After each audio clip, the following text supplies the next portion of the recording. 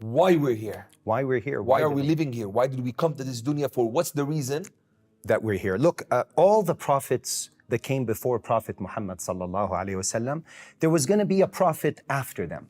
So all the ummah had to do is worship Allah, believe in Allah, and obey the sharia of the time that was sent to the prophet. If they did that, they would be successful.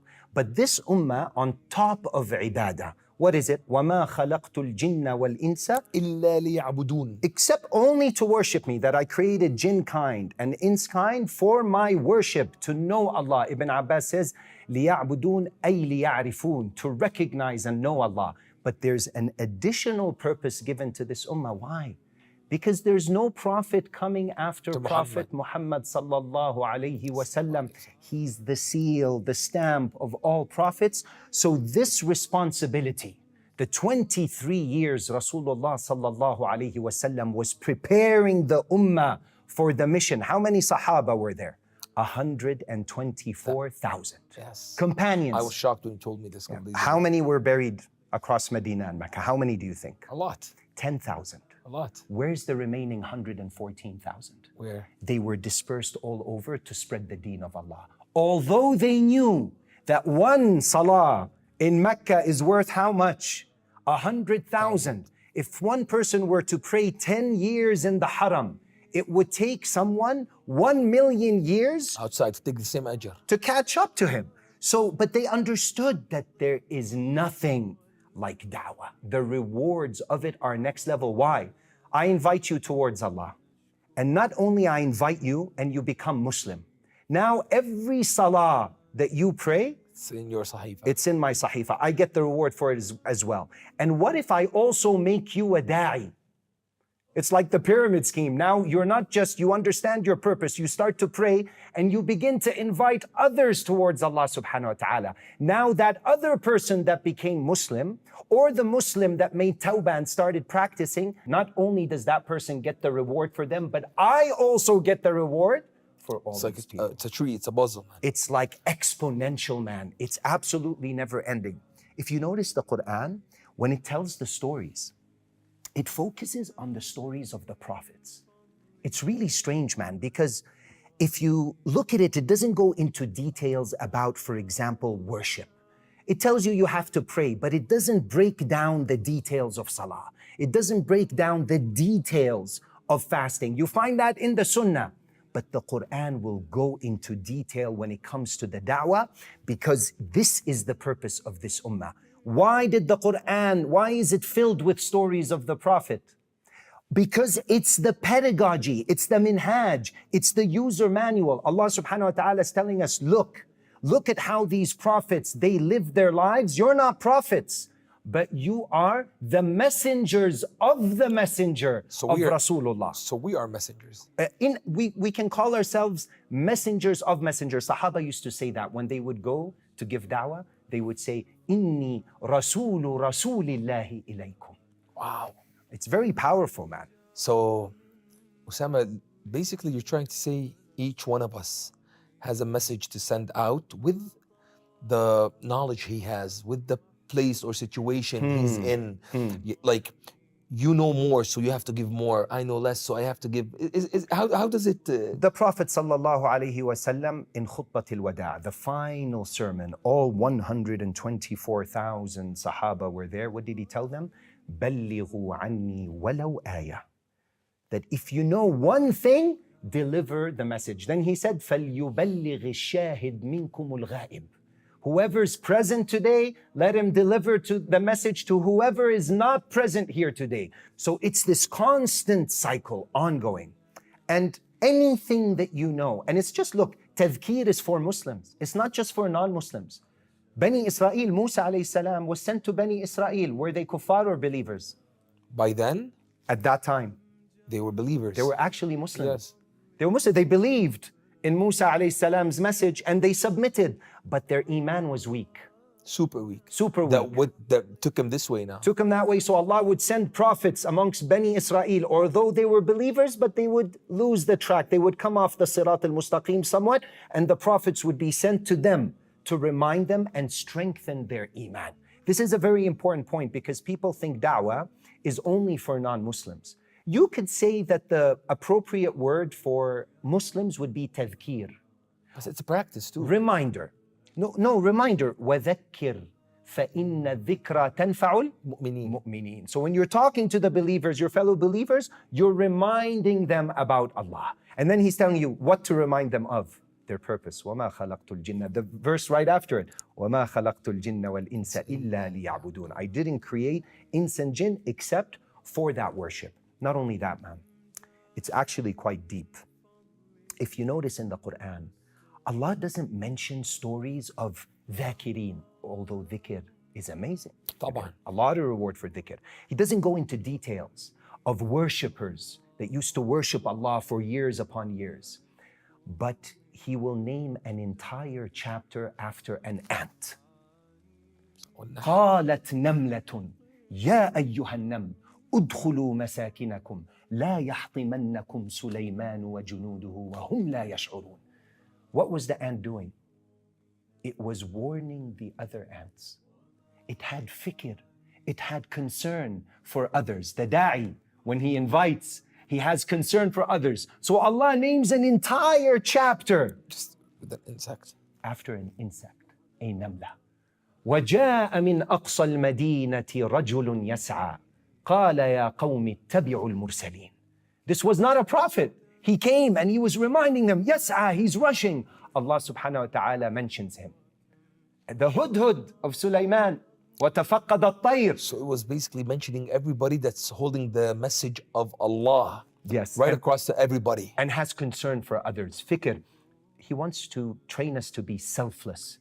Our deen is not a selfish deen.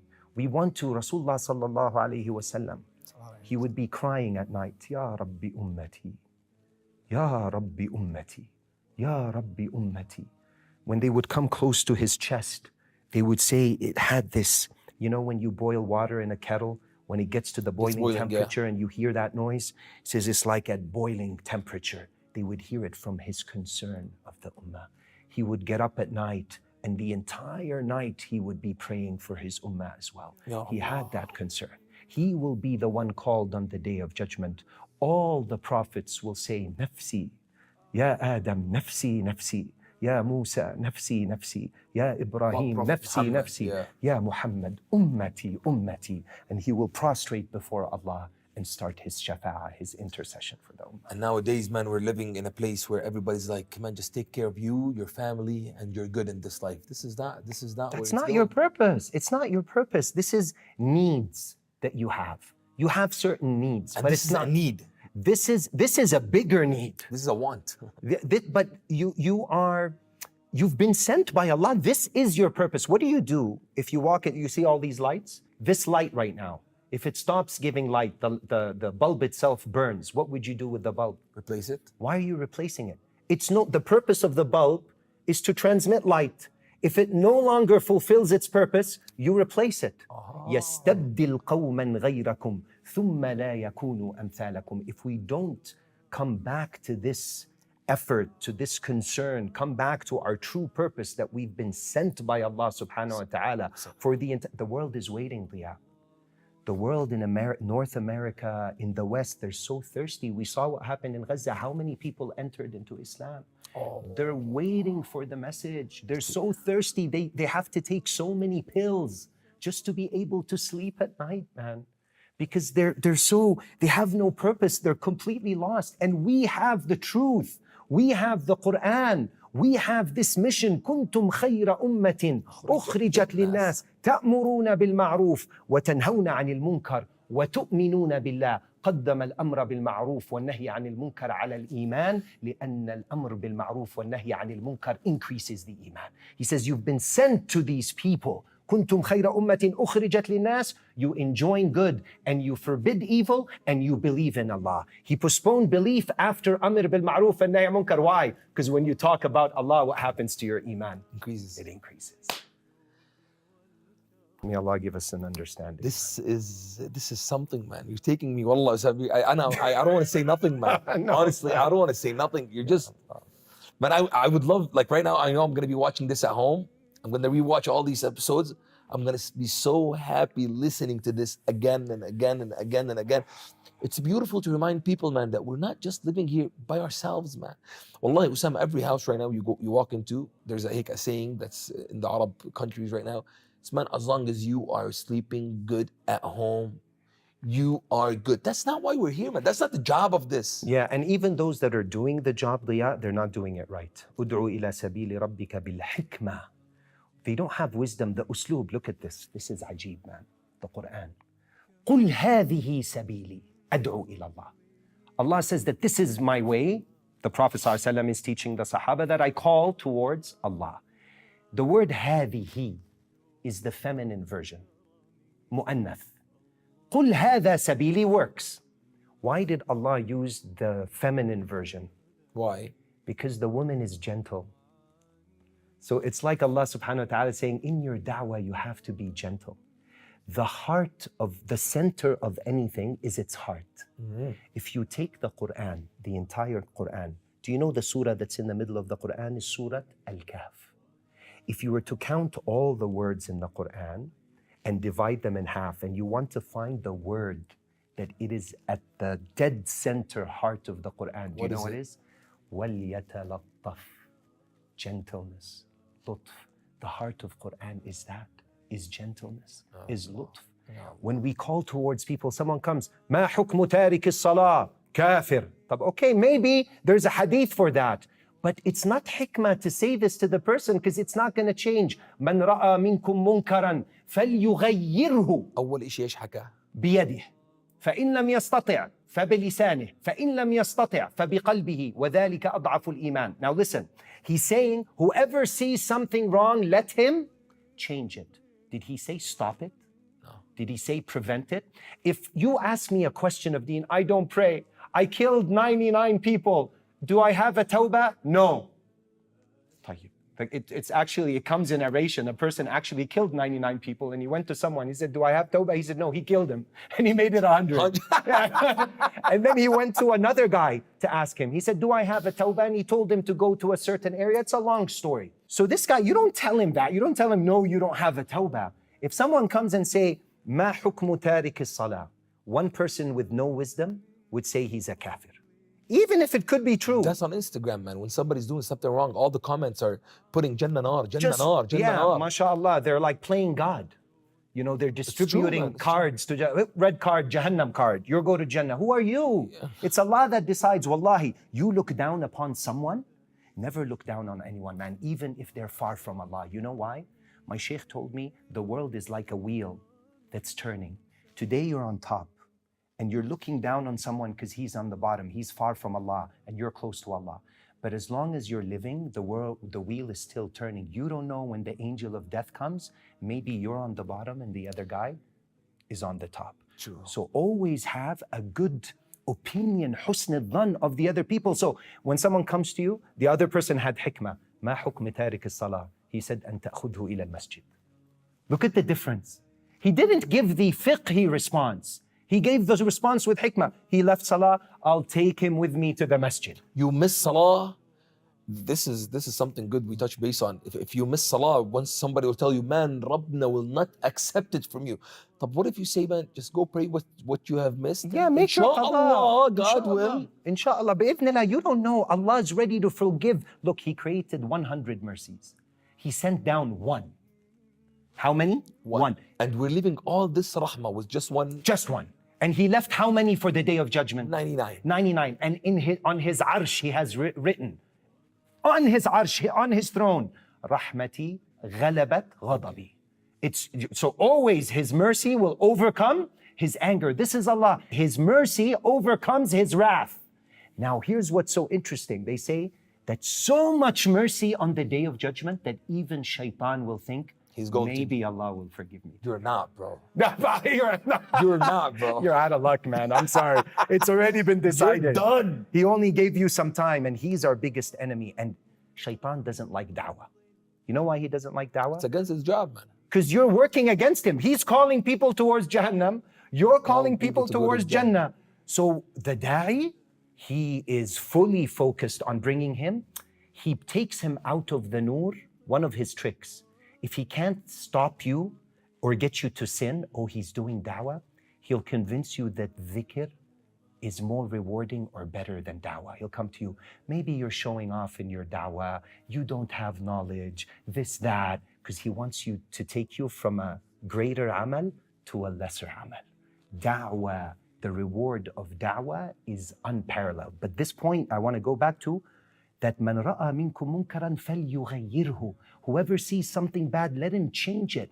If what you're gonna say is not gonna cause the person to change, you haven't fulfilled the hadith. Most people think this hadith, when I say something wrong, see you doing something wrong, I have to tell you on the spot. Man, people have egos. If you see someone doing something wrong and you immediately correct him, he's gonna say, get out of here, man. Even nowadays, people say amr bil ma'ruf wa nahy an al munkar. Literally, that's what they think they're doing. Yeah, Oh, enjoying something's wrong. Inhi an al munkar. Yes, immediately. And if you're nahi anil munkar, forbidding evil, telling someone that is wrong, you have to now add to it the usloob, the method. The method The has the lutf, the hikmah. Otherwise, you're only going to be pushing people away from the deen. And they think they did their job. This is what Allah told us to do. Amr bil ma'ruf wa nahy an al munkar. You know, when we used to go give da'wah, we would go and we would see someone and he would be smoking weed. He would have a joint rolled up and he would feel shy because he would see some shuyukh coming to give him da'wah. So he would hide. You know, a person with me had so much hikmah. He's like, just give me one, man, sit down. let me have a hit and join you. Of course, not to that point. Yeah. We have our limits. But he basically told him, no, kama ant. He said, no, keep doing what you're doing. MashaAllah, you're such a beautiful man, so healthy. He looked very strong and buff. And he just started praising him. And the guy was like, his head became this big. He said, you're such a handsome man. Isn't it just a shame that you... But he didn't. If he starts talking about, dude, weed is haram, and you're going to go to Jahannam, what is he going to do? He can't wait till the sheikh leaves and So he's going to get continue two more. smoking. He might roll another... And leave this world, man. couple of joints. Sign out. It does log out. Yes. We don't want him. We want him to log in, but he has to have the right password to decode this life. This is the main point. Most people don't have the right password. The password to decode life is La ilaha illallah, Muhammadun Rasulullah. And the fulfilling the right of Muhammad Rasulullah is to fulfill the right of the message of Rasulullah. قُلْ هَذِهِ سَبِيلِي. The other one, وَمَنْ أَحْسَنُ قَوْلًا. Now watch. He didn't say, مِمَّنْ دَعَا إِلَى الْإِسْلَامِ. Because sometimes in North America, if somebody has he watches a lot of media, and he has a bad impression of Islam. The minute you start to talk about Islam, he has a barrier. Look at the hikmah. وَمَنْ أَحْسَنُ قَوْلًا مِمَّنْ دَعَا إِلَى اللَّهِ.